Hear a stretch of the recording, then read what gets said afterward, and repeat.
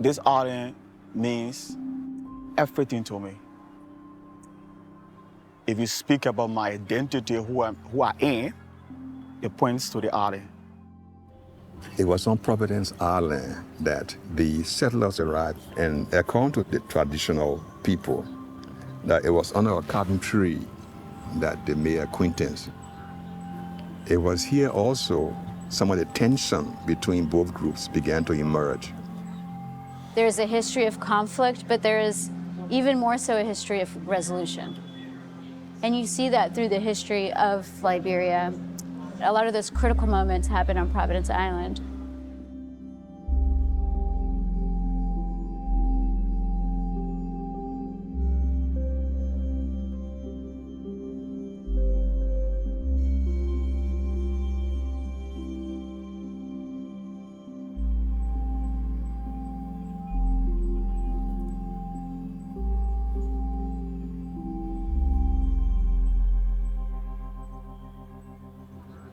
My paternal grandparents came from the United States. So I come from that blend, that fertilization between indigenous and settler.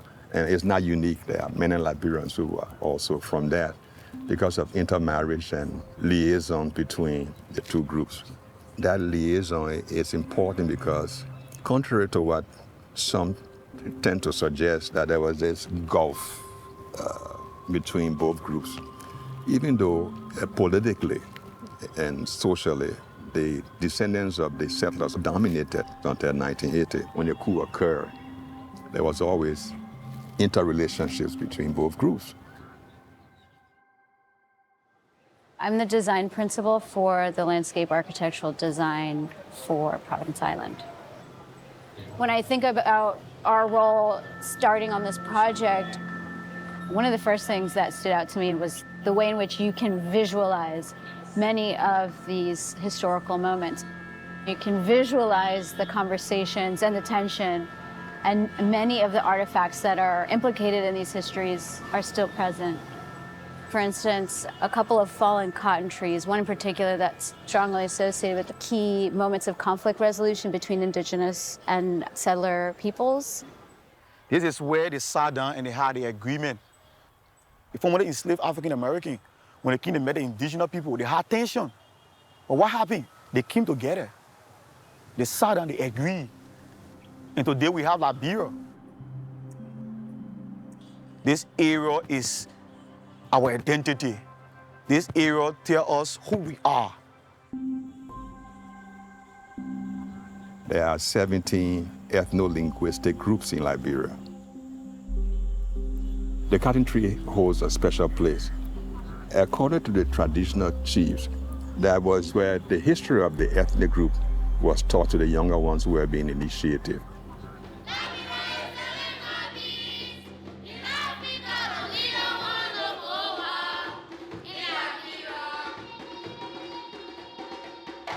The island is a very unique place.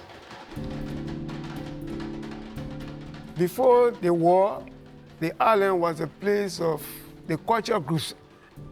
They had a theater, they had chairs, but it's all broken down now.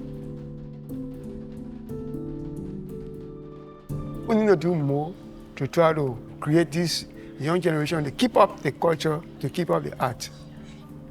Bring it back to the level it was before the Civil War.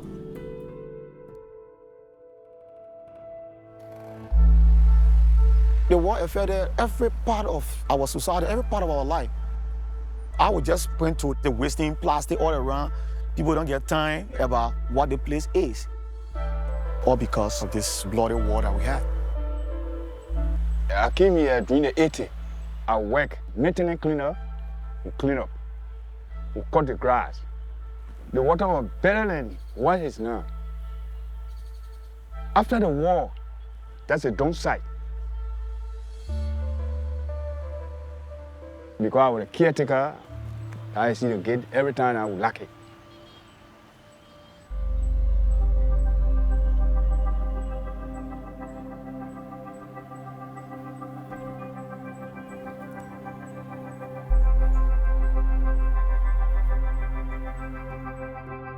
But the people don't even know They have Providence Island here. It's our responsibility to tell them the importance, tell them our experience, tell them some of the unique material on the island, some of the symbolic elements, how it connects to us traditionally, how it connects to us as Liberians.